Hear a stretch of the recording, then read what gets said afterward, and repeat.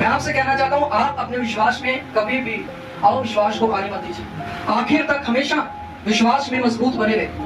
प्रकाशित वाक्य की पुस्तक बताती है, जो अंत तक धीरज धरेगा, जो लास्ट तक बना रहेगा, जो जय प्राप्त करेगा। ये सब बातें उन लोगों के लिए है जो अपने विश्वास में पूरी तरीके से अच्छी दौड़ रहे हैं। कोई भी ऐसा चेला नहीं है परमेश्वर का, यीशु मसीह का, जिसने कभी अविश्वास दिखाया हो अपनी लाइफ में। जब यीशु मसीह बातों पर उठा लिए गए, उसके बाद जब उन्होंने काम करने शुरू किए, तो वे उसी विश्वास के अनुसार चलते गए और उन्होंने अपने जीवन में बड़े काम देखे और उन्हीं की गवाहियां आज हम बाइबल में पढ़ते भी हैं। तो इसी तरीके से आप भी गवाह बनते हैं जब आप आखिर तक बने रहते हैं। चाहे लोग आपके बारे में कुछ भी सोचे, आपको ताने मार सकते हैं किसी भी बात में, समझ रहे, आपको ऊंचा नीचा या कुछ भी ऐसा कुछ भी कह सकते हैं जिससे आपको हर्ट हो, पर आपको पता है कि आप अपने परमेश्वर के साथ विश्वास में बने हुए हैं और आपको पता है आपका परमेश्वर जो है आपके लिए काम कर रहा है। और आप हमेशा ये सोचे कि जैसे ही आपने प्रार्थना किया है, जब आप उठ रहे हैं प्रार्थना से, तो आप सोच के उठिए कि आप परमेश्वर ने काम करना शुरू कर दिया है जिस विषय में आपने बोला। जब आप प्रार्थना में बैठते हैं तो आत्मिक जगत में कुछ ना कुछ होता है, इस बात को आप इग्नोर नहीं कर सकते। और जो भी कुछ आप देख रहे हैं, इससे भी बड़ा आत्मिक जगत है। हमें कुछ बातों का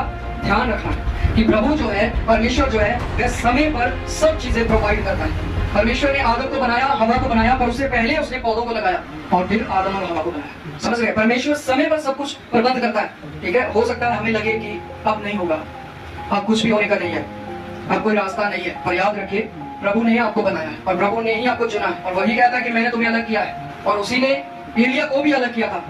उसके आसपास बहुत सूखा था, अकाल था, पर एलिया को उसने कभी भूखा नहीं रहने दिया। एलिया को एक नाले के पास भेजा गया, उसके पास कौवे आते थे खाना लेके, समझ रहे कि नहीं? तो आप सोचिए, परमेश्वर ने उस समय भी एलिया को राजाओं जैसा खाना खिलाया जिस समय उसके चारों ओर अकाल पड़ रहा था। तो परमेश्वर जो है वह समय पर प्रबंध करता है।